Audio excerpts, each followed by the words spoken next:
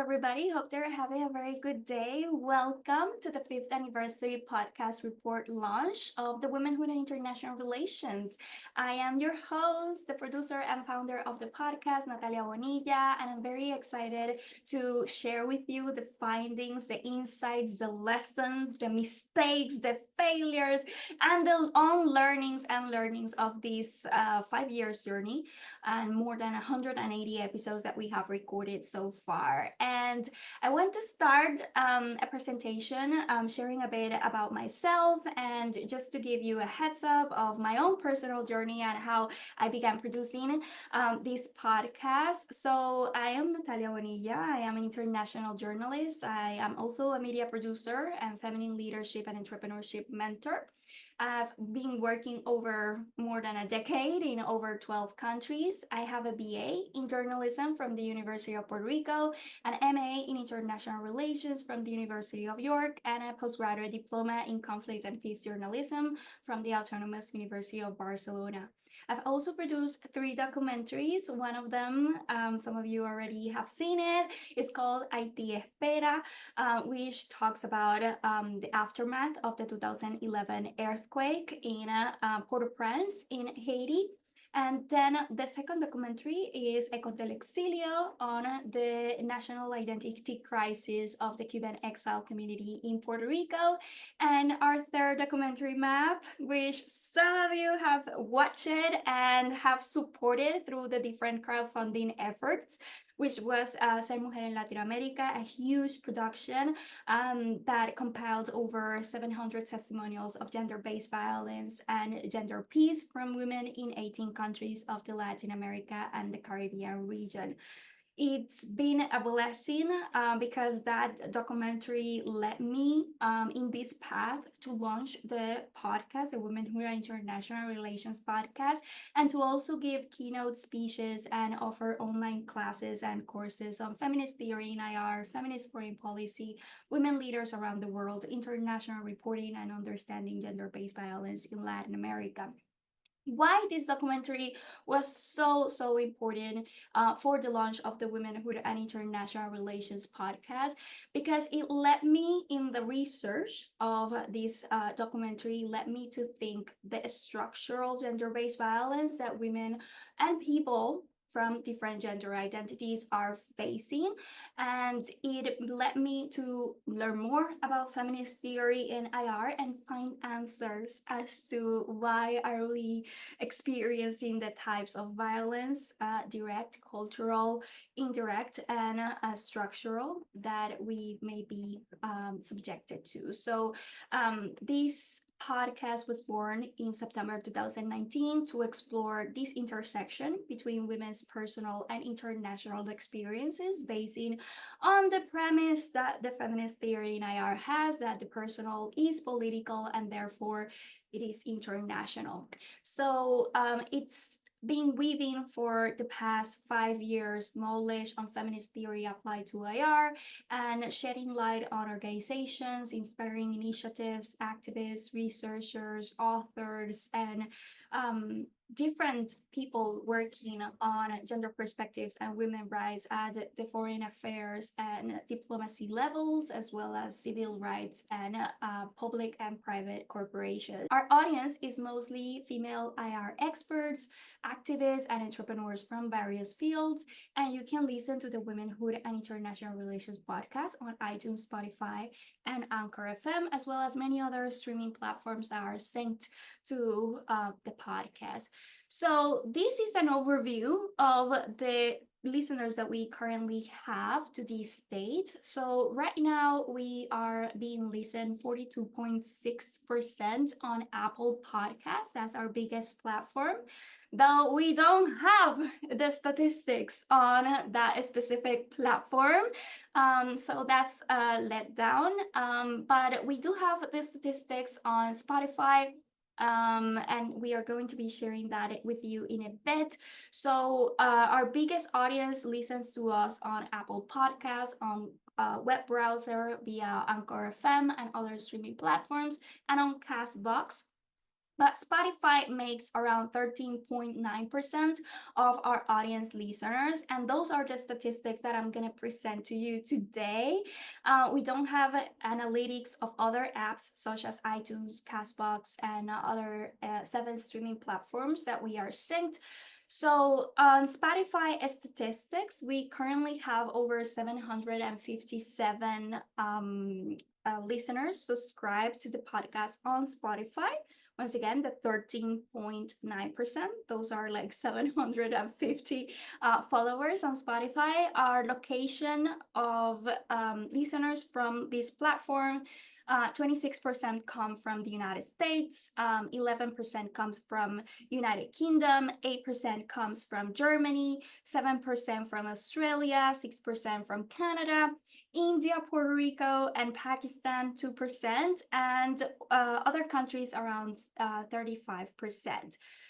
Ages of those listeners on Spotify. So we have a big number comes from 23 and 27 years. That's the 35%. 28.6% are between the ages of 28 and 34.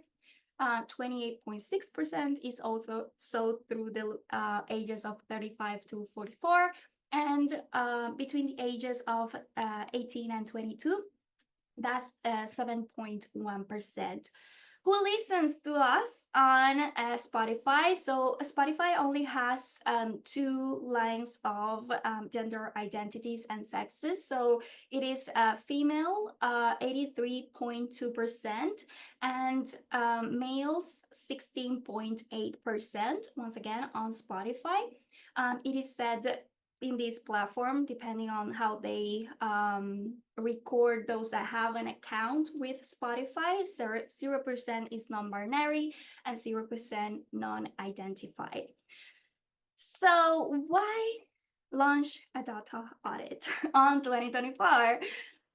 One of the key things that I've shared with you in a previous podcast episode is that at the beginning of this year, I found that I was recording so many interviews and so many episodes and wondering, is this really being connected by the listeners? Are they understanding the bigger map that we are creating? And I've also been feeling the different pressures on social media to record more and to produce more and to be on top of XYZ conflict and to share all the time, to be 24/7 a reporter and a journalist. And though in my early years as a professional, I was very much a workaholic, time and life have taught me that no matter how much I am present and how much I do not sleep trying to produce and trying to share content and news stories and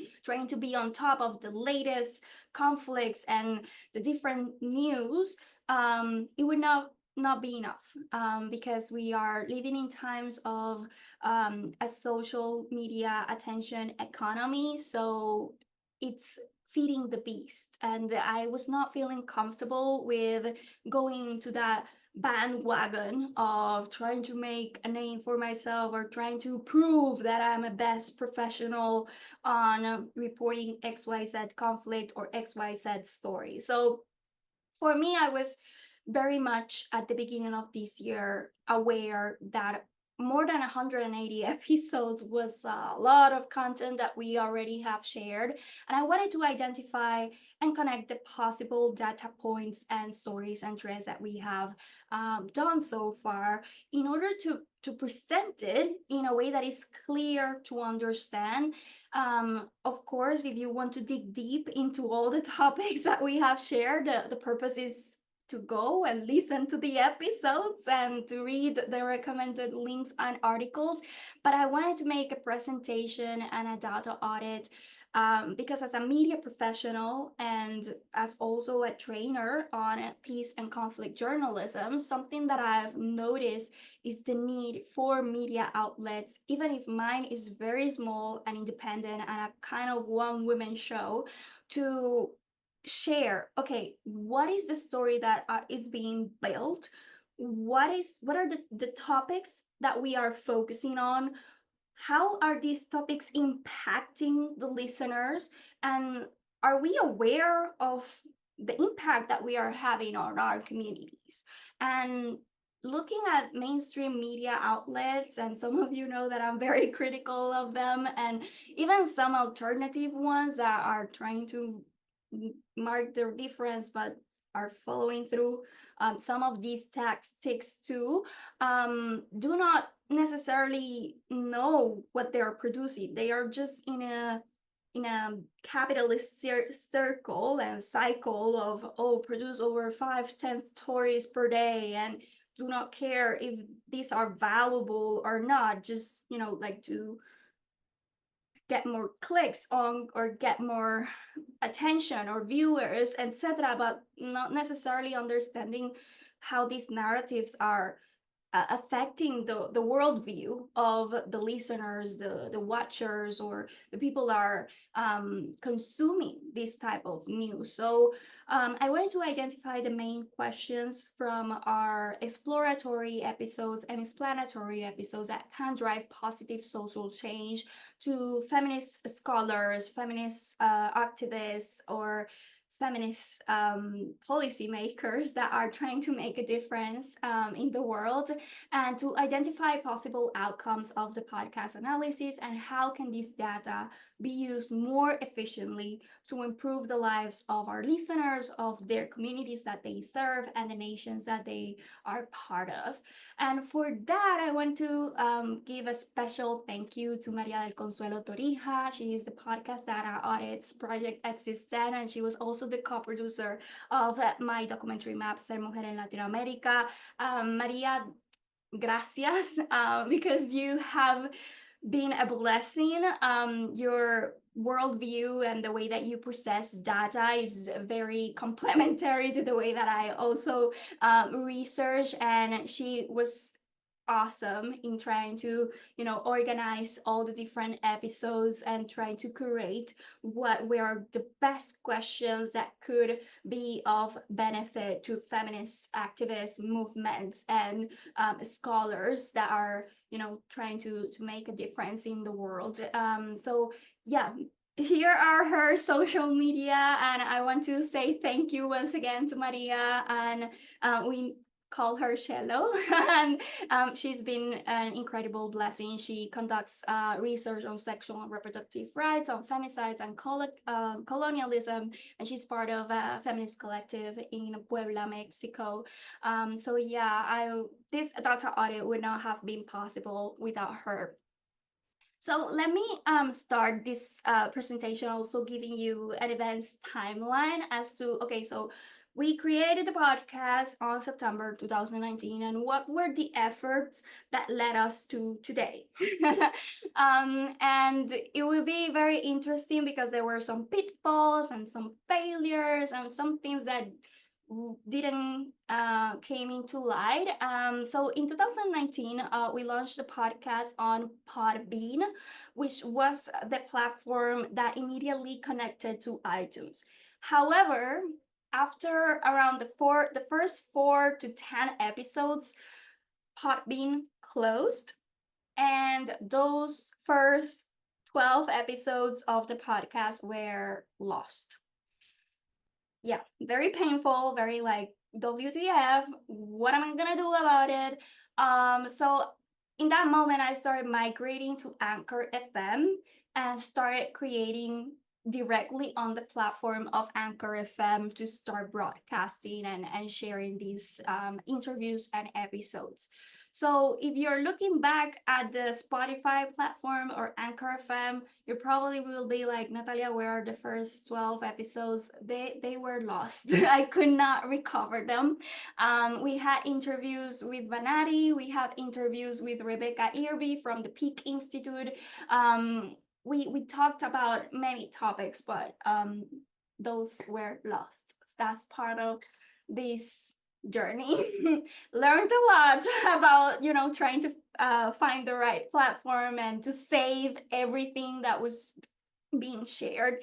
2020 was an interesting year for many people worldwide, not only because of the COVID-19 pandemic, but also because of the different things that we were witnessing worldwide.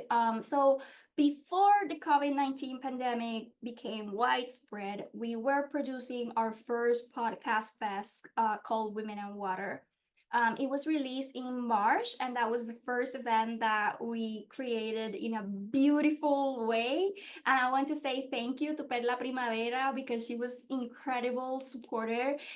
She also conducted some of the interviews on that podcast fest live. We were in a small studio in Mexico City, like joining forces to have it broadcasted live in different time zones. And it was an incredible experience and one of the things that I really enjoyed about my work. But then afterwards, COVID hit and we had quarantine measures. So on March, June, I connected with the Women Being magazine, and we created a partnership to create together a series of webinars and talks on the COVID-19 experience. And we created beautiful dialogues with over women from different countries. So that's been a blessing as well, like during that year that people were like on their houses or only connected through the internet, that these partnerships were made possible. Then on that year, we started working on the launch of the Ser Mujer en Latinoamérica documentary map, and I also started the Burden of the Colonial Mindset podcast series. It was important for me not only to share my story on a podcast, which was not the best way, but I found it interesting how all this talk about colonialism and feminist, post-colonialism, like post-colonial feminism, etc., were always addressing the global South, quote unquote, and not necessarily what the mindset of coloniality implies. And being born and raised in Puerto Rico, which is still a colony of the United States, it was an interesting exercise to dig deeper into my mind and start sharing, okay, so this is how the colonial mindset works. And even speaking in the English language, which was something that I was resisting, because of all these US Puerto Rico relations, led me to grow and see with more compassion the journey not only of myself but also of my fellow patriots and people in Puerto Rico that are making their decisions with this mindset or trying to break free from this mindset, which is also part of. But I found it interesting, all this talk about post-colonial or decolonial. It needed like also a conversation on what about those that are still in a colonial status, right? Because it seems that the conversation spreads from those that are already free from these power dynamics, but what about those that are still are? And that led me also to broaden my scope and see not only in terms of political terms, but how ideology, be it whatever ideology you choose, can also be a way of colonizing people's minds. So it's not only about the political status of a nation, but also how people, regardless of the circumstances of their nations, may also be colonized by certain ideology. So that was an interesting podcast series, and I want to say thank you as well to Marines, which was also a friend of mine and colleague that have supported me in sharing this journey, because she's also Puerto Rican, and she has shared the importance of visibilizing that this sucks. It's not pretty. So anyway, we also launched the online course on Política Exterior Feminista 101 in the Spanish language. We had over 4 cohorts, so that was incredible. In 2021, we continue launching online webinars, and we had an incident where our WPS, Women, Peace and Security course launch, Feminist Perspectives to Women, Peace and Security course launch, which was scheduled for July of that year, caused mayhem because I put like an ad to share like the call, the open call for this online course, and guess what, it got hacked, and I lost all my social media accounts. I needed to request Facebook to restore my Facebook page, which had over 3,000 followers, and up to this date, I do not have access to my Facebook page, to the Facebook groups that I created. It was a mess. And it led me to just steer away from that platform and rely more on Instagram and women, YouTube and Twitter. But it was a very difficult experience because it's like, wow, when you're trying to launch online courses on feminist perspectives to WPS or to feminist foreign policy models, which are already difficult to market and to sell. Then there's people that want to create harm and to attack you and not allow you to do your job. So anyway, that was something that happened in 2021. In September, we connected with the World Beyond War organization to support their Peace Fest on September, and we launched a series of interviews with some of the different documentary producers that they were showcasing their films on this festival. And one of the incredible interviews was with Elaine Breyer on the different colonial powers' control over Haiti. I invite you to check that interview.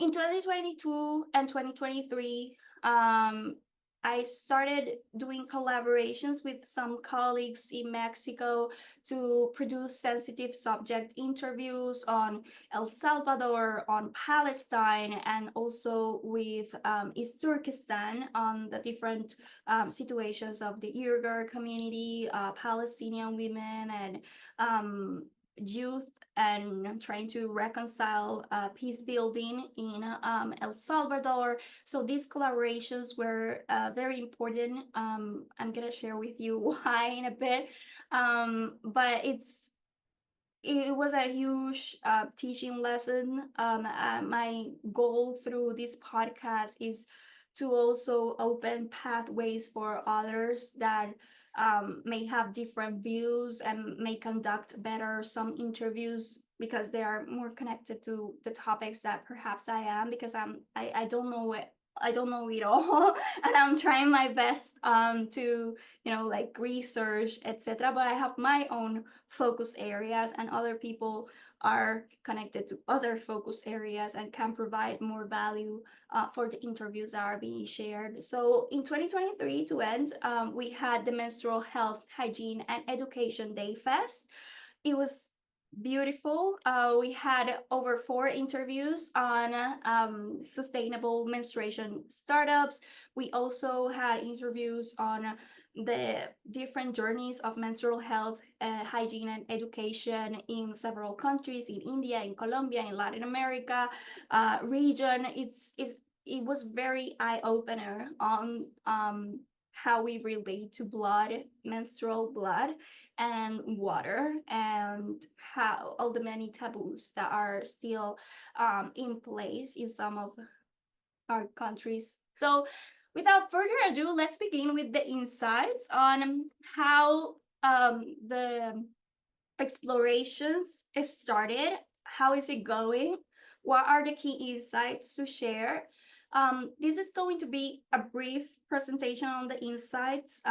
My desire is eventually to prepare like a full presentation for those of you that may be interested, because it's a lot to unpack in a video and it must be a wider conversation, not just a one linear conversation, but I'm doing my best to share what we have found.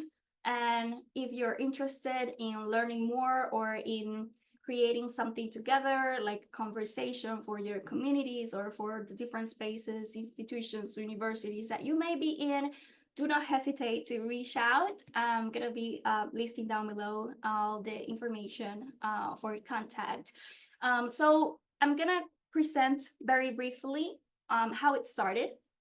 So my main goal with the podcast was to unpack feminist theory in IR. So that was for me more important than, like engaging in gender perspectives and all these things, because my mind would have gone away.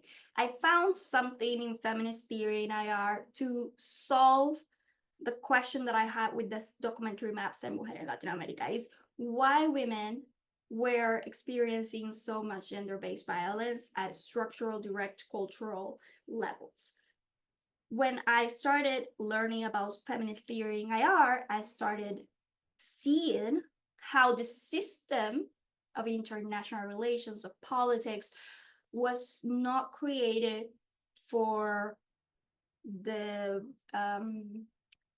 the freedom of women or seeing women as subjects or as citizens. It was created through patriarchal lenses. So that in itself led me to this whole exploration on the study and praxis of international relations and how the states were formed as concepts, as constructs in the minds of people, how these study and praxis of international relations led to the knowledge production and the legitimization of theories such as realist theory, which is considered the dominant theory of IR, but also the knowledge reproduction, because there are certain authors, certain ways of thinking and lines and etc. that are considered more important than others. And even I experienced this in my master's. If I had another author that I wanted to quote or to refer to, my thesis dissertation supervisor was like, no, you need to stick to this particular path because that's what I am expert on, and you cannot steer away from these specific people or philosophers or etc. So it was a bit limiting. So I started with this knowledge production and reproduction conversation, then understanding better these different gender perspectives, the queer theory in IR, which is very, very important, and this whole conversation on intersectionality, post-colonialism, and decolonialism, which we're gonna talk in a bit. On the other side of the study and praxis of international relations, something that I uncovered as well was the structural gender-based violence that people, regardless of their sex and gender, face in academic and foreign policy spheres. That, for me, is one of the most groundbreaking discoveries of this podcast, is not only what we value in terms of topics of research in the IR field, but also who we are and who we need to become in order to be seen as valuable subjects of study or valuable subjects of professionalism, etc., depending on the lenses and the context and the cultures that we may be connected to. So these conversations, structural gender-based violence in academic and foreign policy spheres, led me to the conversation on the dehumanization of women's research, the feminine disembodiment. We can also add here masculine disembodiment or non-binary disembodiment, and the womanhood public and private perceptions. The dehumanization of women's research was very early on something that I talked about in the podcast. For me, it was interesting how we are expected in these fields when we are focusing on women's rights and the research on feminist issues, that we need to distance ourselves as women and be devoid of feelings when we are researching on other women. And the language that is being used to talk about the experiences of women in other parts of the world is very detached, very dehumanizing, seeing them as objects, not as subjects of their circumstances, as if they don't have political agency. So that's something that I started exploring early on. Then, of course, with the feminist theory in IR, but then in the moment that I started the podcast, the Sweden's feminist foreign policy model was early stages of being announced. So one of the conversations led me to, okay, let's start researching on this line too, on the potential of feminist foreign policy models to reframe or to rethink the way that international relations and foreign policy is being exercised or executed. Also the WPS agenda and the peace studies, because my my focus area is peace and conflict journalism. So that for me was very like non-thinkable path. Of course, I'm gonna talk about it. And then the conversation on feminist movements and activism, trying to answer this question of feminist theory of IR, which is where are the women in politics and in our daily lives? So this concept of feminist movements and activism was a remnant of the documentary map Ser Mujer en Latin America. So what happened in the past 5 years or in the next 5 years was that I started spreading because I started seeing interconnectivity on some topics. So how it was and how it's going. So when I started researching on the study and praxis of international relations, I couldn't avoid the topic of media, because as a media researcher, I've also written articles, academic articles, and even like written collaborations for books on media coverage of conflicts and peace processes, particularly in the case of Colombia. And something that for me was from the get-go important is to see how our view of the world is primarily a mediatic one. How do we know that something is happening in other parts of the world if we have not traveled there, if we have not seen it through our eyes? It's because we have read it somewhere, we have watched it somewhere, someone told us about it, we perceive it in some way. So our view of the world is primarily a mediatic one, is based by media in a way. Even when you're doing research on international relations, you need to read a book. Someone is telling you something that someone wrote a couple of years ago, or decades, or hundreds of years ago, etc.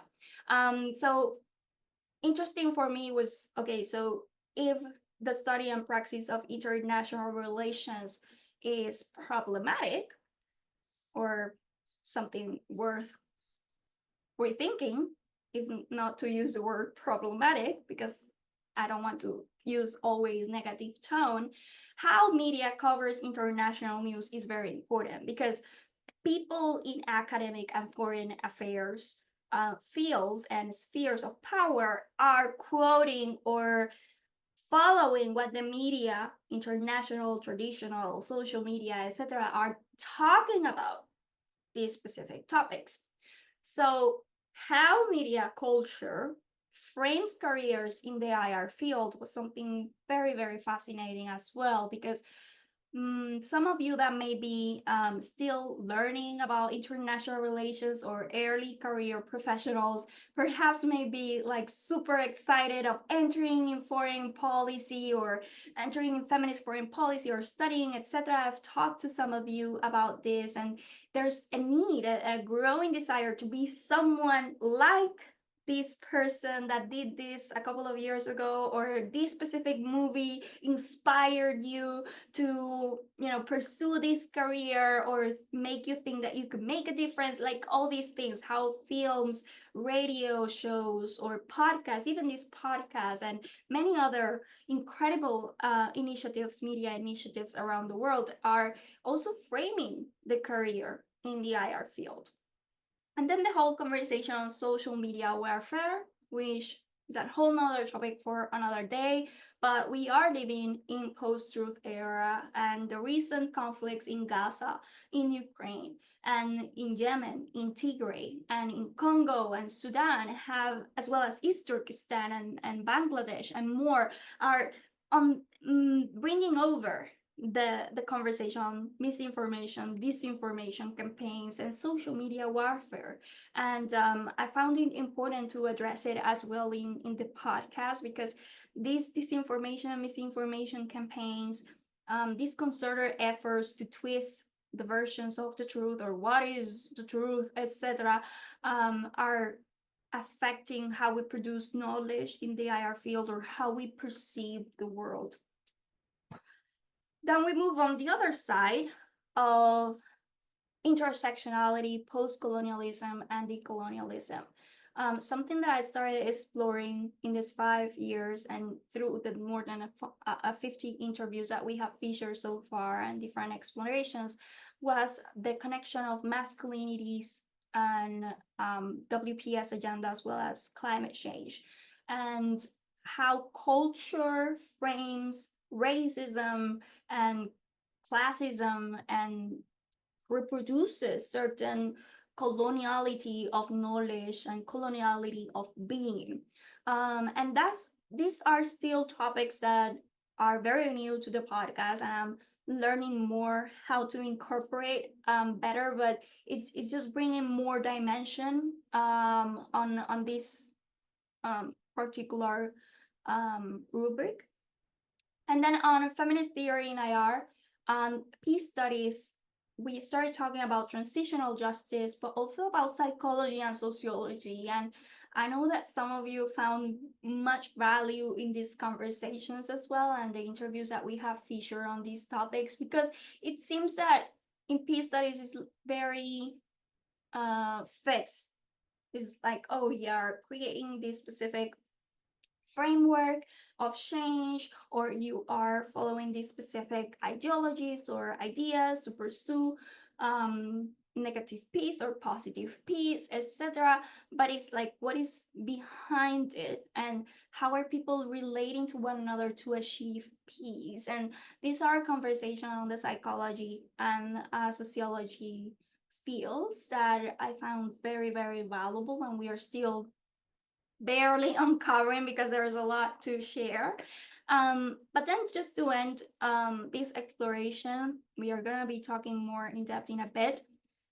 This whole conversation of feminist movements and activism and where are the women, something that I found fascinating is what are women actually experiencing in their cultural, social, and political context. And some of you may have seen already in the lines of the podcast and the interviews that we have featured lately that I'm asking women, are you living these experiences too?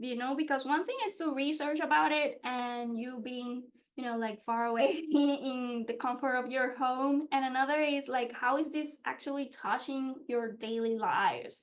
And we have featured interviews with women that are researching on topics that are connected to their own communities and their own lifestyles and their own way of relating to communities, and it's bringing a lot more richness.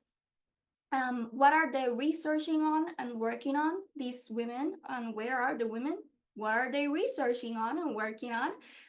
We have featured some initiatives and some books that are being written, and some films, and some incredible initiatives and databases. And my desire is to continue growing and expanding on that, because there's also important data there, like what are women caring about? And it's not just this one linear way of thinking that women only care about gender equality, or only care about peace, or only care about the environment. They care about a lot of things: STEM fields, astropolitics, what's going on with terrorism and great power politics. Like women are doing incredible research, and hopefully this could lead to more interviews and featuring more of these profiles. And how are women perceiving and rising into political power. That's something that on my work I talk about a lot on my leadership mentorship, which is okay, how are you rising into political power and engaging in your creation of social identity and political participation, and how do you see yourself as a contributor or as a leader for your nation or for your community, etc. I find that intriguing, and in the following interviews and episodes, you will learn more. We already have featured episodes on how women leaders approach the COVID-19 pandemic. We also talked about the evolution of women leaders in politics and international relations. My desire is to continue expanding on that because there's a lot to uncover. Okay, so on the playlist that we have featured on the podcast, we have many playlists. I'm gonna be sharing a couple of them here. We have one very big feminist theory in international relations, and these are some of the topics that we have covered so far. My invitation, once again, if any of these topics resonate with you, is to listen to the episodes or read the recommended links, articles, books, and documentaries that we have on the episode's description of each one of these episodes to learn more if that's of your interest. I understand that the way that I speak or my accent or the way that I approach a subject or the many mistakes that I've made in the recording of these episodes may not be for all. So yeah, my invitation is if take what resonates with you and what doesn't, leave it aside. And if you don't want to hear the episodes fully, then it's okay as well. Just check the recommended links and all the different recommendations that we have on the episodes. And if you have other recommended articles and research that you consider may expand on this knowledge, please be sure to reach out and we can add them on the different episodes, because I understand I don't know it all and I don't aspire to be perfect at all. But yeah, my intention with this episode's recording is to start seeing the complexity of this theory and all the different branches, with the hopes that it can help some of you. May not be for all, and that's okay too, but it could help some of you. So just to be civilized and like start organizing better. One of the topics that we uncovered previously in the diagram was the study and praxis of the IR field.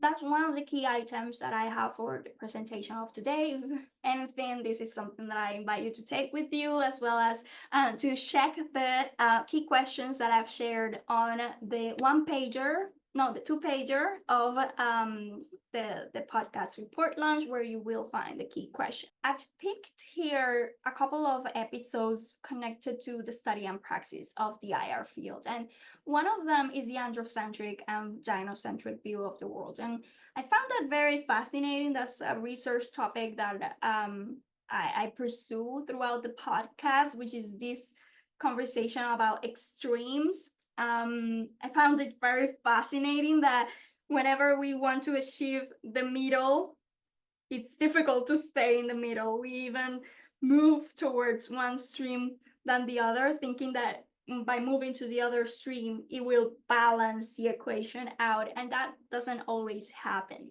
So the androcentric versus gynocentric view of the world is a very important conversation to have within feminist scholarship and feminist movements and activism, because in the search for gender equality, in the search for the focus on women's rights, women's voices, women's experiences, and trying to place women at the table, there is a risk of falling into gynocentrism.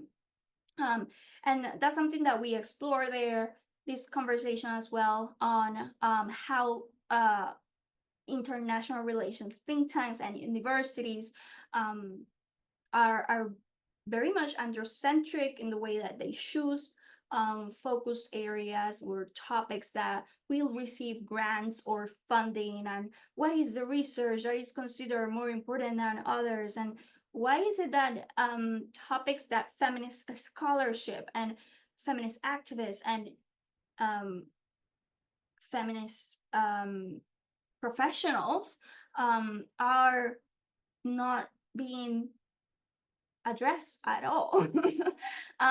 There's a reason for that, and Mario Mesmer shared a couple of insights on how to incorporate these gender perspectives into think tanks to not only change the way that we focus on topics and why some topics receive more funding than others, but also how the staff and the power dynamics within these institutions of knowledge production and reproduction may be gender blind or gender quote unquote neutral, but at the expense of invisibilizing or oppressing other people. So that's something to consider. How to speak with professors about feminist theory in IR is an interesting episode that I recorded for those of you that are still studying at university levels and want to talk about feminist theory in IR, but your professors do not care about this theory. They're like, no, focus on liberalism or realism. Feminist theory, that's for like stupid conversations. That's not an important theory to study in IR. Or if you want to study that topic, go to the gender studies campus or school. Don't come here in political science, which is also um, a common incident that happens. The journey and lessons of launching feminist online workshops. I've shared my journey, not in the best perfect way, but it was important for me to visualize that even launching online workshops in the English and the Spanish language was very, very difficult to get it paid, because it is expected that if you are a feminist and if you want to support the movement, then you need to do it for free. Like you should always do everything for free. And I started touching upon this whole conversation on competition and even this tone down view of even between feminists. That's a conversation to have, how we value each other's contribution, and why do we expect things to always be free, and then wonder why women are not being entrepreneurs, and why is it so hard to dedicate fully to this type of work. It's very interesting. How to start a women's circle. That's also for those of you that are trying to create your own tribe, because that's also something that we have lost along the way, through generations, depending on the country and context may vary. But it's important that women, because of our psyche and how we view psychologically our brains, how our brains work, we connect. We need the connection of the circle in order to grow, in order to expand. So I share here some of my tips. I'm also a Red Tent facilitator and a leadership mentor on these specific views. I'm a Theta healer, so I've been working on this on the side.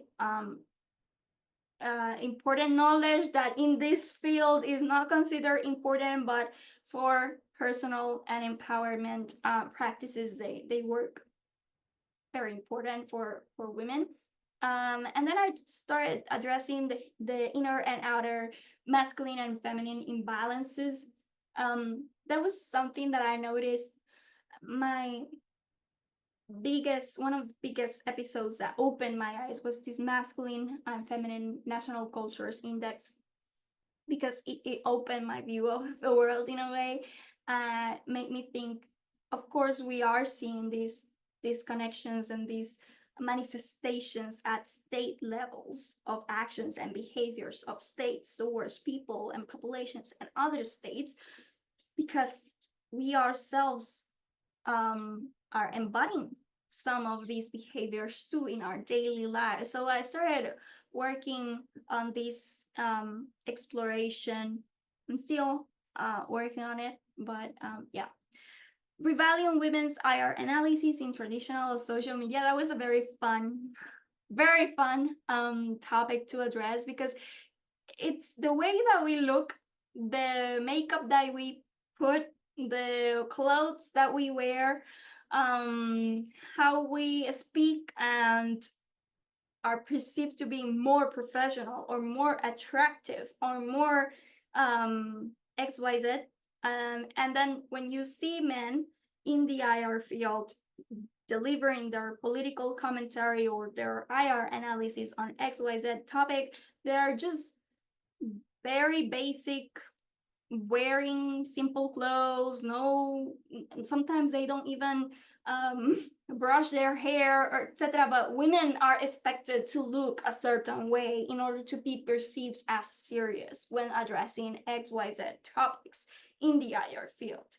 And that was for me like super interesting, and how we revalue as well our bodies, our spaces, and behaviors. And that was something that blew my mind. I share with you on the episode that I went to belly dance intensive workshop, where we talked about how our work environments affect our posture, the way that we walk, the way that we project our bodies towards another. And we did several exercises. And in those exercises, I noticed that when I'm speaking about international relations, about whatever these topics may be, I am a different person than the one that I'm, like hanging out with my friends and, like on my own daily life chores. My energy changes, the way that I, present myself is very different. And I started working on this, like the spaces that we are, the institutions, the universities, the governments, the public and private spheres that we may be in, are they affecting how we perceive ourselves, how we conduct ourselves in collectives, or how we relate to power, which is another conversation to have.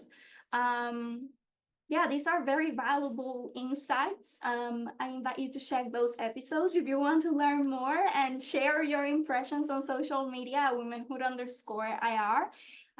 To continue the conversation, it would be interesting to see if you have found similar or different experiences.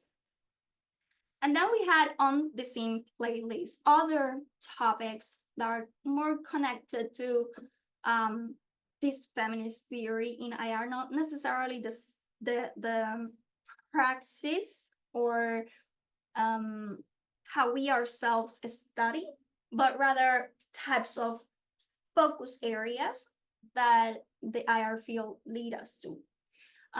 We started talking about hegemonic masculinity and femininity in work politics, how hegemonic femininity plays a role and is subservient to hegemonic masculinity. And though people see them as streams, they are not. They are complementary. That's different than hypermasculinity and hyperfemininity on states, which is something that we uncover later on the podcast. We talked a bit about the nuclear politics, nuclear arms, the concept of statesman, and the first look into masculinities and IR, and the invisible men, the absent women, the non-binary people invisibilization, and more. We talk about fragile states index and the masculine and feminine national cultures index, how patriarchy affects the triad of men's violence, and those masculinities links to WPS and climate change, militarized masculinities, and anti-colonialism in international relations, and queer theory in IR, which is how the international relation systems is shaped by sex and gender. A fascinating conversation. And as I said before in previous recordings, I'm not an expert on queer theory in IR. And I invite, if you're interested in learning more, to continue your own explorations on this theory because it shares a lot.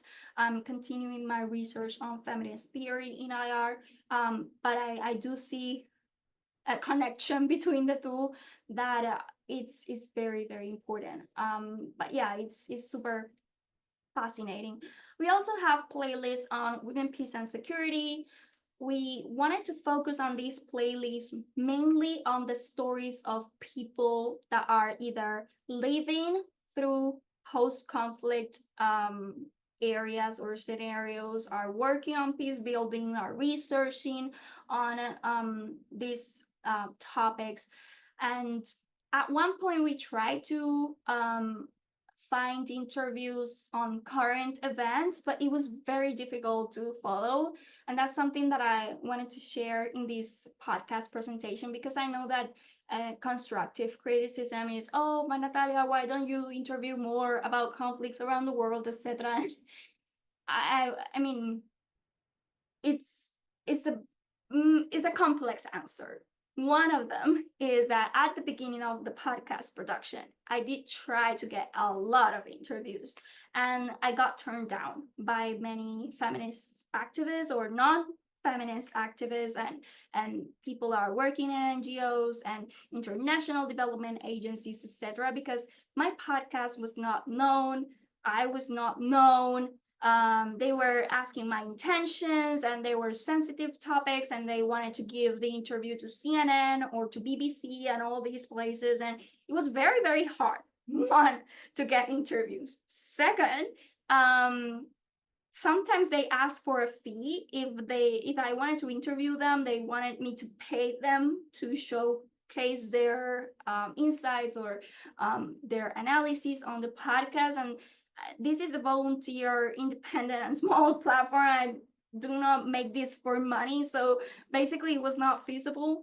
Third, I had several interviews that I recorded with important organizations and feminist collectives in the Middle East and in Africa, and very sensitive context that asked me to release to take down the interview from the podcast, or to not release the interviews because they were fearing reprisal. And one of them inclusive, connected to Sahrawi feminism. Some of you went to the webinar that we launched because we recorded that interview and had a beautiful women's circle online with these incredible activists. They were experiencing a lot of backlash afterwards, and it just made me more mindful of the interview requests that I sent, and more more resilient, if that's the way, to the criticism, like, oh, why are you not interviewing XYZ? Is like, do you know what people are experiencing? Like, not only them but also me. Like, it's very interesting how we place so much weight onto a person, and thinking that they should do more, they should be more. And it's like, do you know the nuances? Like, how difficult are to talk about these topics and to back them and to protect yourself and protect them as well. And that's, for me, is like clear as day. My biggest concern when I'm interviewing is, like, I always say to my interviewees, share what you feel comfortable. Like, I don't care about the headline or like a scandalous quote. It's like, no, because your lives may be, like at harm's way, and that's not my intention. So whatever you feel comfortable to share, do. And that's something that in the interview that we feature with Marta Saiz on human rights journalism and foreign affairs, was so mind-blowing, because I noticed there that where we come from affects how we produce and create interviews in the sense that foreign policy affects our mindset and our liberty and our freedom to exercise our journalistic profession. And we are going to share a bit more in a bit. Feminist foreign policy, we have a list. It's going to continue growing, but it's very interesting. The whole different conversations about feminist foreign policy models. I know that many of you are very interested in these feminist foreign policy models, but my biggest invitation is to start looking first as feminist theory in IR, because some of these models of FFPs, as we have uncovered, they are gender washing, if that's a term, and creating beautiful language that doesn't necessarily connect with the topics of addressing unequal power relations and unequal gender relations. So in itself, it's still in development, this playlist, and that's one of the focus areas that I will continue researching on moving forward.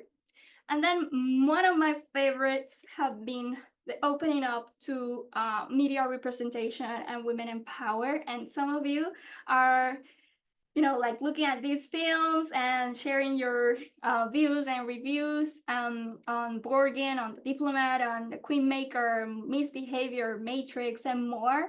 I don't know, I found it very fascinating that we can learn a lot about films and TV series, and perhaps it will be like a playlist for my YouTube channel. I'm still thinking like the best way to move forward this conversation, because there's a lot to learn. Like it's interesting when you're researching on a written text versus when you're seeing these dynamics play out visually. You can understand it more quickly than reading 500 pages books or academic journals, etc. We also have playlists on race and coloniality. I wanted to address the systemic wounds conversation that's still in development. I'm trying to figure out like the best way to approach it, but we have featured several interviews on eugenics, on the caste system in India, on racism in the presidential elections in Colombia, on Brazil's previous Bolsonaro administration, and how that administration treated the concept of race. And we have talked about gender issues in the Middle East and colonial powers. I found it very fascinating. It's a very I find it a very heavy topic to address in simple terms, because it does cause a lot of hurt. And I think that more as we move forward, my intention is to continue paying more attention to this, but I don't want to simplify that a race is about color only. Like it's a whole system of beliefs and different ways that countries view race, and how they move race relations and power is a very interesting topic, but it needs to be more addressed properly as we move forward. That's my aspiration. I'm always open to continue improving. I know that I can do more, but we also have talked about post-colonial feminism, decolonial feminism, and more. The Burden of the Colonial Mindset, the 5-part podcast series, where I bear my mind for criticism and for whatever. It was a very enlightening experience. I don't know, it felt good to just like, this is how messed up is the colonial mindset. Like you can read Frantz Fanon and Albert Memmi and all these beautiful scholars, but what is like to be in the mind of a person that is living through this? Like the Cell movie, like Jennifer Lopez movie and Vincent D'Onofrio. Like when you're getting into the mind of someone, it's like, okay, how complex is this colonial mindset? So there it is for those that may be working on it. The Gender and Climate playlist, it's very fascinating because the way that I started talking about gender and climate change was first through spirituality conversations and indigenous wisdom, but then I started engaging into environmental justice and climate change and the COPs and the IPCC reports, and something like created a light bulb. It's like a light bulb moment. It's like particularly the COP26. That's why I stopped covering the COPs, because I knew at the part 3 that the conversation was not about the climate.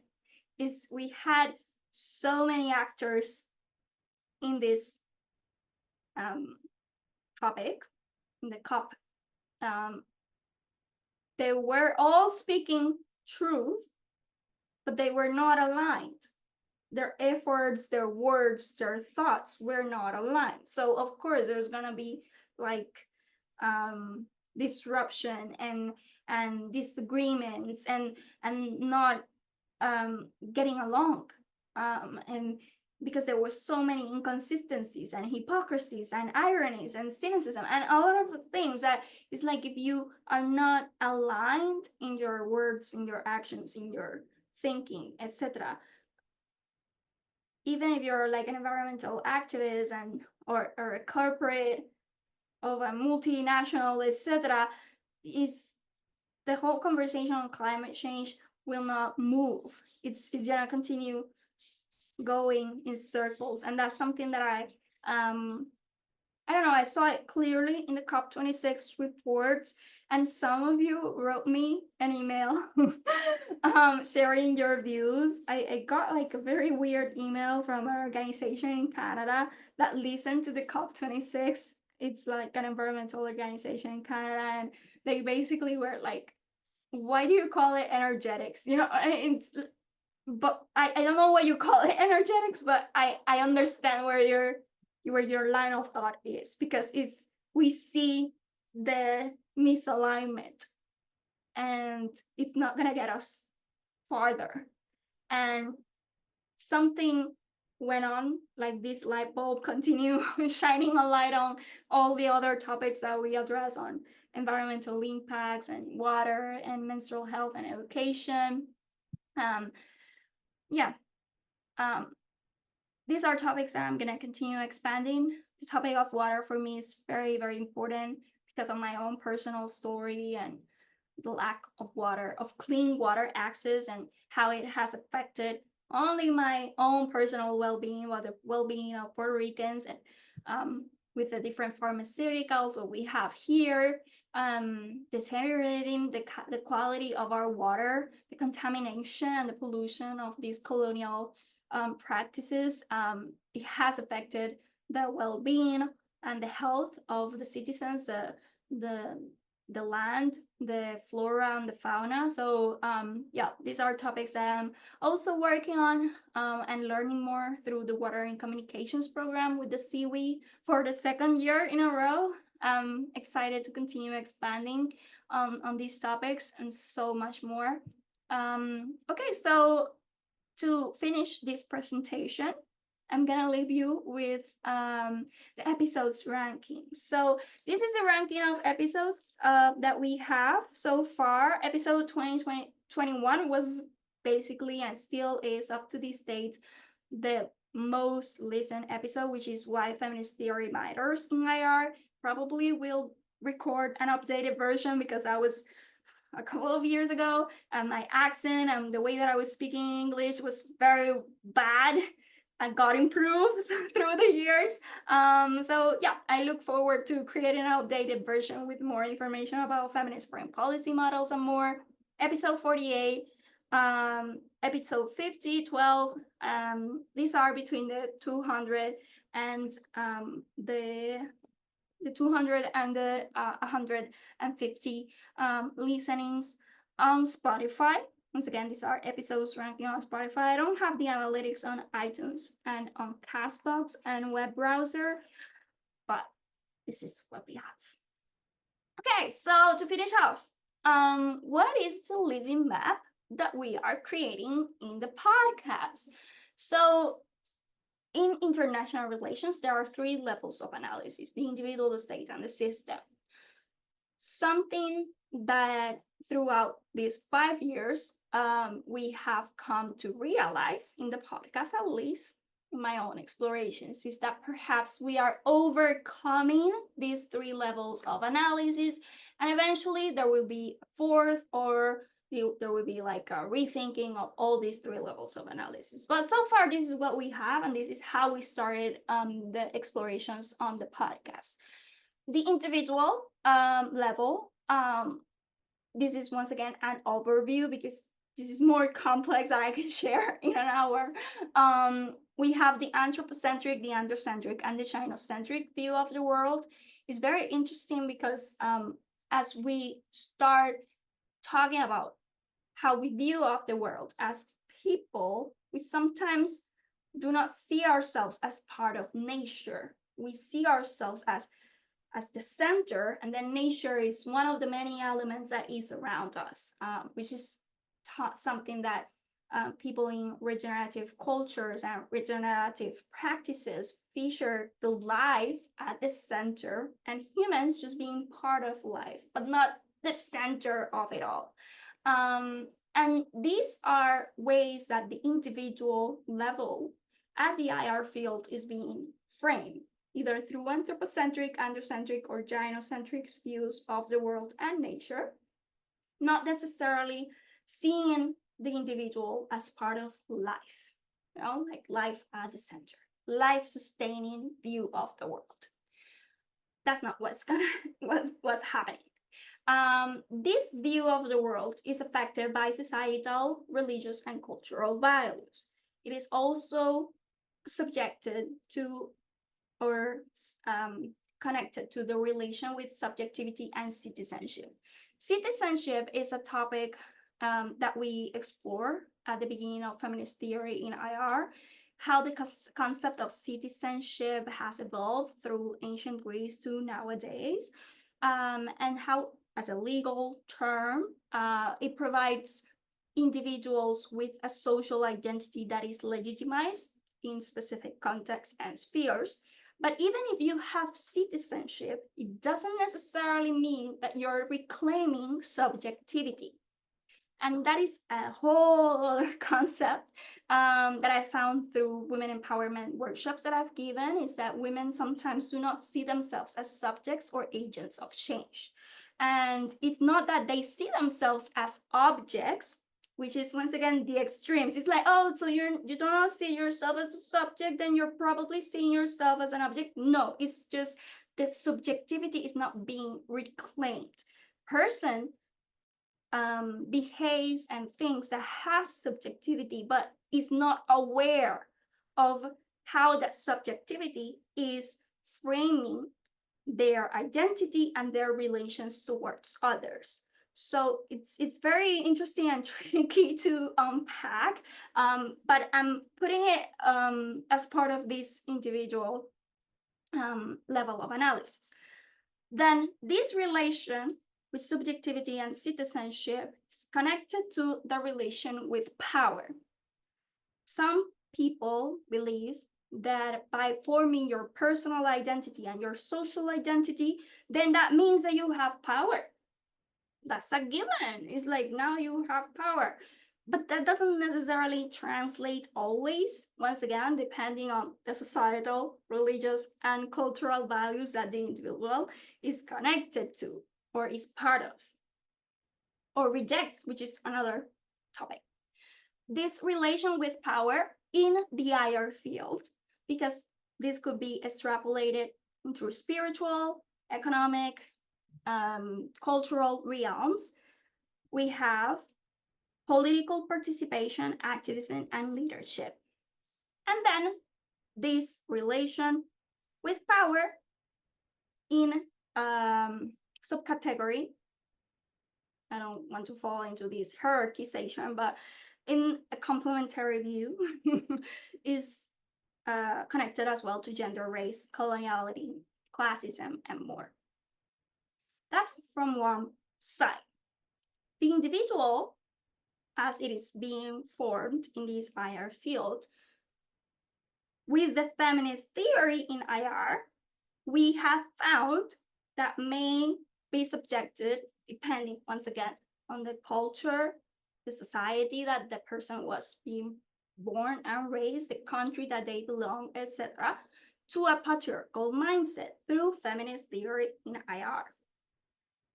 This patriarchal mindset affects the relation of that individual to their own inner masculine and feminine values, and the exercise or the projection of those inner and outer, those inner masculine and feminine values to the outer world, outer relations, public, private spheres, etc. And that individual, how they view and exercise and project those masculine and feminine values, suppression or privileging of some, etc., conditions the way that individual perceives leadership in politics. And that's where the great man theory of leadership provides, through, once again, feminist theory in IR, a lot of topics of discussion. What do we consider to be a good political leader that can move forward the decision making in a community or in a nation? From the great man theory of leadership, though many other theories of leadership have stemmed afterwards, particularly in the 20th and 21st century, the majority of these new leadership styles have stemmed from the great man theory and are connected to our perceptions of heads of state. Once again, I'm following the lines of feminist theory in IR. I'm open to constructive criticism and overviews and more of that, but I'm just following the track of feminist theory in IR and what we have explored on the podcast. I cannot speak of things that I have not explored yet, okay? So please be mindful of that. And yeah. Okay, so heads of state.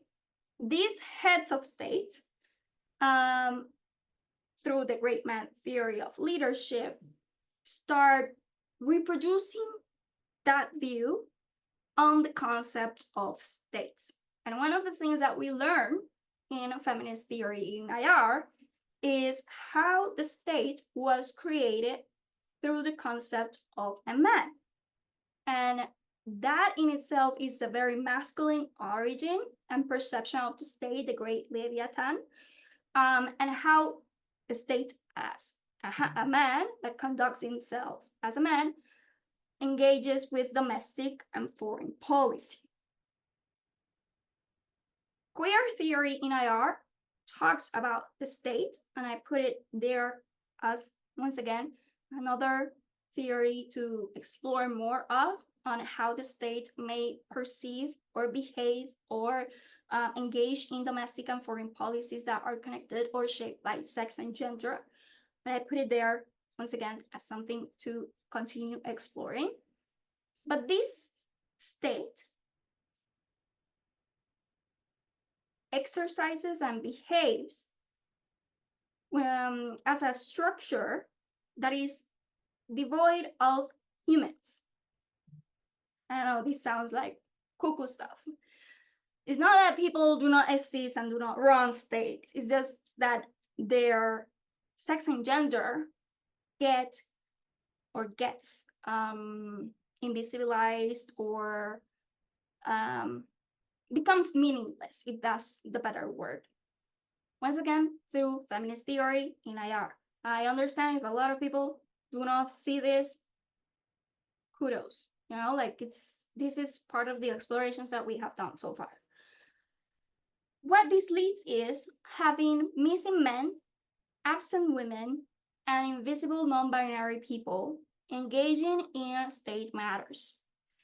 So if this is of interest, I invite you to look at the different episodes that we have recorded on masculinities to learn more. But this leads to an invisibilization of people, something that through feminist theory in IR we are seeking to contest and be like, we are the people from different gender identities, the trans, the LGBTQ plus community, and more. How the state is affected by culture and society, and how the masculine and feminine cultures index provides answers to that specific view of the state, and how the state forms itself and behaves in a relation towards other states is topic of conversation, which leads to a deepening of the relation with the stream, something that we have uncovered so far on hegemony, of hegemonic masculinity and femininity, and hypermasculinity and hyperfemininity in states, and how those extremes affects foreign policy decision making. Something that we can see connected to the relation with streams and masculine and feminine cultures in this is the different insights that feminist foreign policy models provides on this field, trying to reshift the way that states think about themselves, how they behave, and how they relate to one another. So these are topics that we have explored so far. How are these connected to the third level of analysis of system? System, it is still a level of analysis that we have not engaged fully in the podcast because we have mostly focused on the first two levels.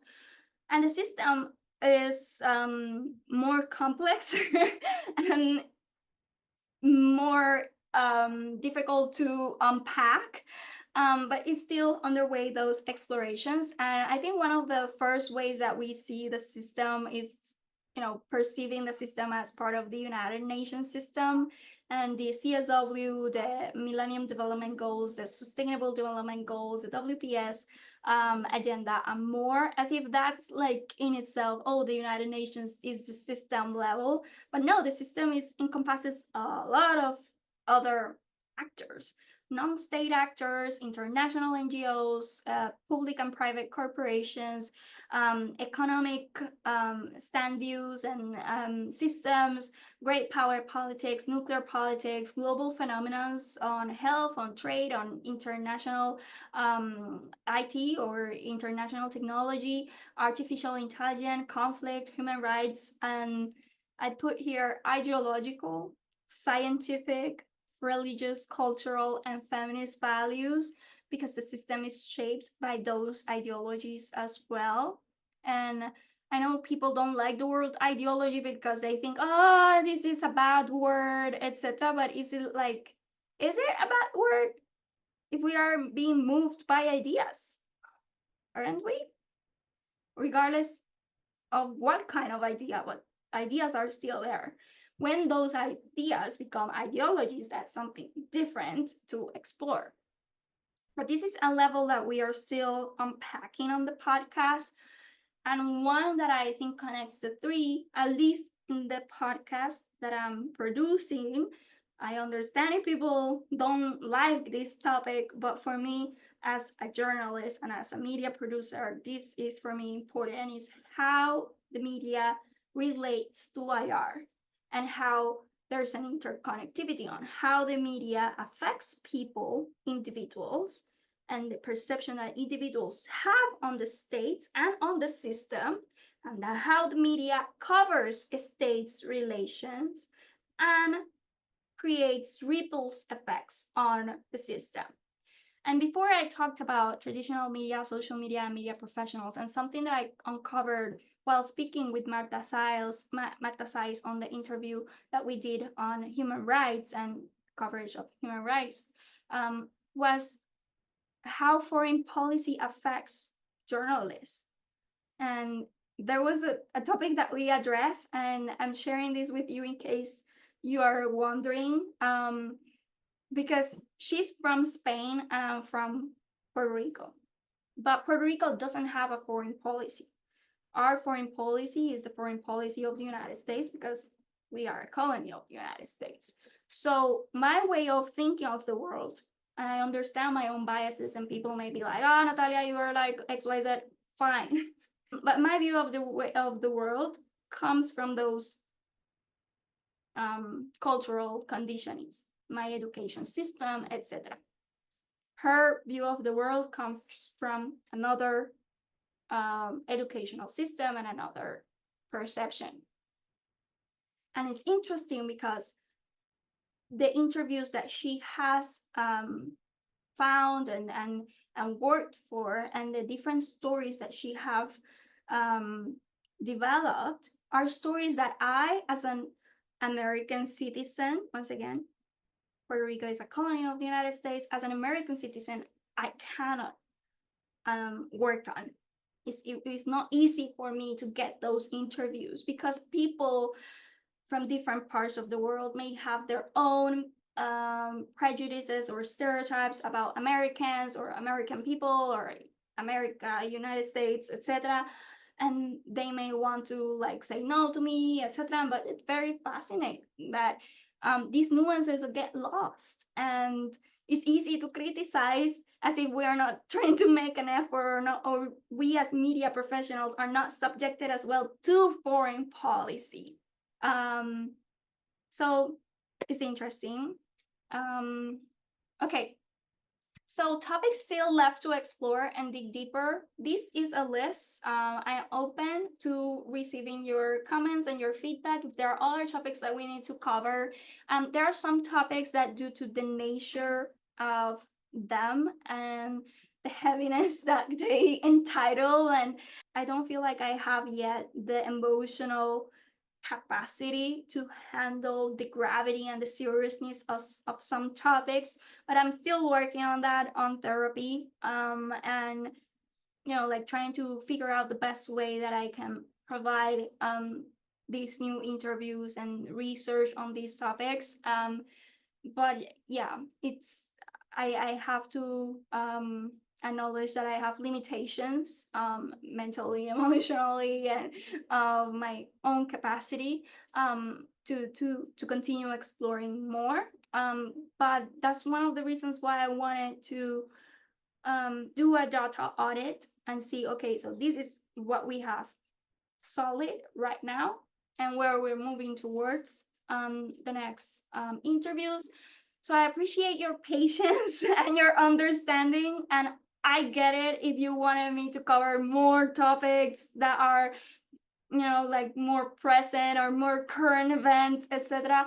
I'm going at a pace that I can manage, because once again, I don't have a team. I don't have funds to run this podcast. This is not my full-time job, but I'm doing what I can with what I have. I am looking forward to continue expanding and growing and evolving and improving. So 7 questions that you can take with you today on the different IR levels of analysis. We are reaching the end of the podcast report. On the individual level, we have 7 questions that I invite you to take with you and reflect upon. Once again, take what resonates with you and what doesn't, leave it aside. Don't get hung up on a specific topic. Oh, Natalia, why focus on this? Probably there will be other episodes that you found more valuable and other questions that you consider more important. But if I needed to, like limit all the questions that I had shared on the more than 100 episodes so far, these were it. 5 questions if you're studying or practicing as a work professional in the international relations field, for the study of IR, if you are at a university or think tank level or media analysis scholar, analyst, political commentary, and more. 5 questions. Has the patriarchal mindset affected the way that we portray ourselves, value knowledge, or create and sustain work environments in the IR field? Have we overcome the coloniality of gender if we continue producing and reproducing knowledge and power through the standards of Euro-Americanism? Can we? This question can be inverted to Oriental ways and standards of analyzing international relations. Question if you want to reinvert depending on where you are, once again, to your own context. And I'm basically in the Western Hemisphere, so I received that kind of influence of Euro-Americanism, but I understand that there are many other theories in the Oriental world that have other views of analysis that are super valid as well. So be welcome to change the question to whatever fits your framing and context. How do we view and perceive authority and worth in scholars, researchers, diplomats, and state officials in developed and developing nations? Are we reproducing unequal power relations? How is the international relations system shaped by sexuality and gender? How can we avoid the voyeuristic approach to women's research, rights, and world news? Are we dehumanizing ourselves in the researching process without questioning who is it for and whether we should be living, whether it should be a living or lifeless experience at how high the cost? And um, as a journalist that was taught through the American way of approaching journalism, as in, oh, you have to neuter yourself and you have to become so neutral that you cannot ever express your feelings or your emotions, and you cannot be a person when you're interviewing at all. Like, what is important is the story. It's not even the person, it's the quote, like that type of mentality is very dehumanizing. And I'm very thankful to my teachers in the peace and conflict journalism diploma that I did in Barcelona, because they made me view the world in different ways and how to see interviewees in a way that is like they are not speaking to me, or I'm not speaking to them. We are speaking with each other, like we are recognizing each other's humanity. And it's super interesting. Praxis of IR. Can humans be the reason states approve or veto each other's bids, ambitions, or imperialistic dreams? If so, what are the conditions for this rationale? Are we confined by the coloniality of knowledge within the IR field? What type of IR analysis is accepted, reproduced, or legitimized, and by who?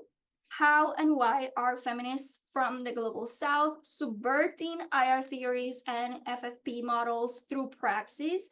And for this question, I invite you to check the work that the Gender Security Project is doing in India, because they have an incredible initiative on subverting these IR theories and trying to decolonize feminist research. And they even have an online course on feminist foreign policy models through these decolonial lenses. And I invite you to check their incredible work.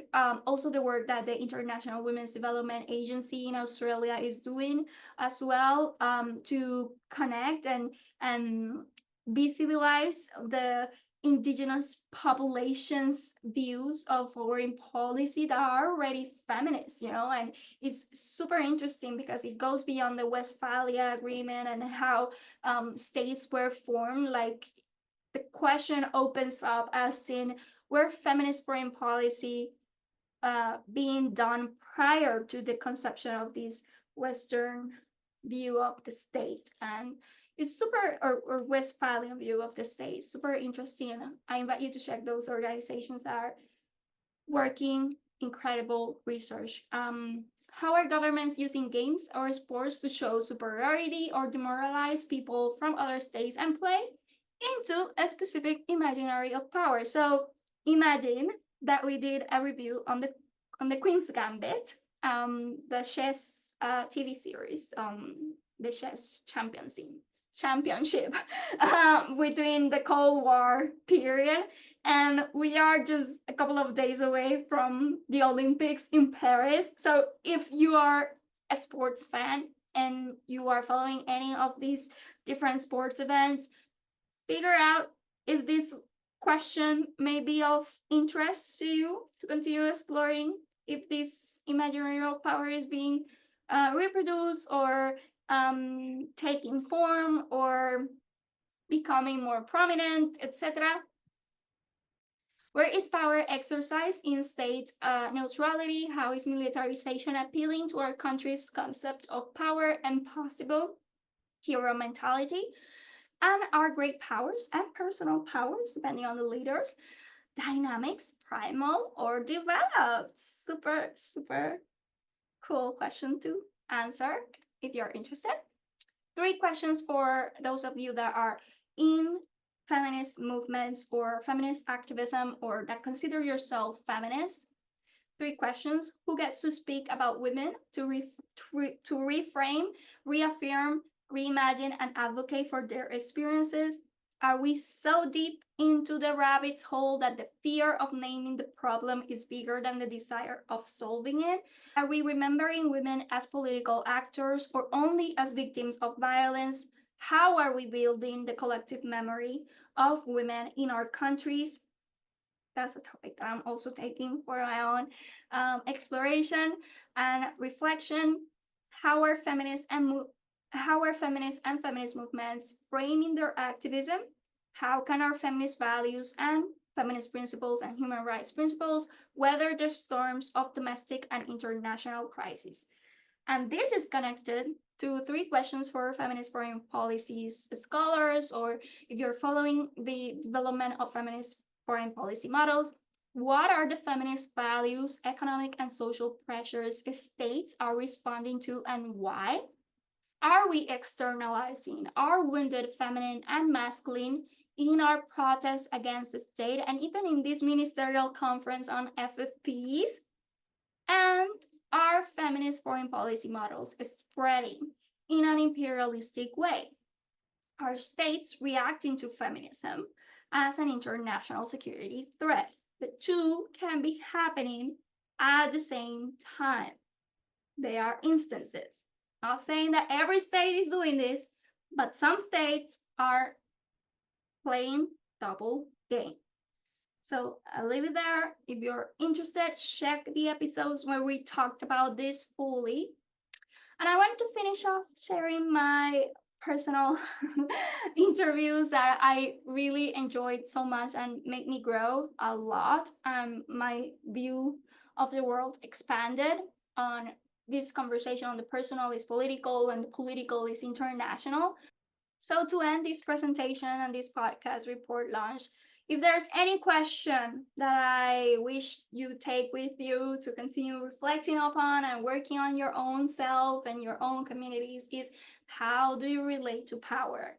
How are you expressing this relation in different dimensions? And this could be like from personal to cultural, religious, racial, economic, political, domestic, or international.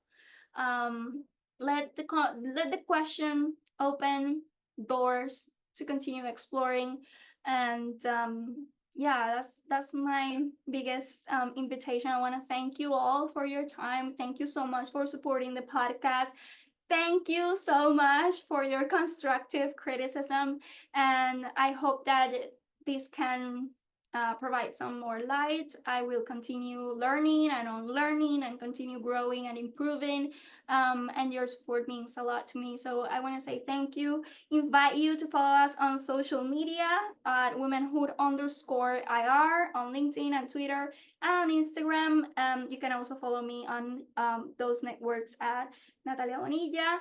And if you'd like to talk more about any of these findings, please be sure to reach out through the contact form. I look forward to hearing your insights and your impressions and any questions that you may have on these topics or other conversations that you'd like to have.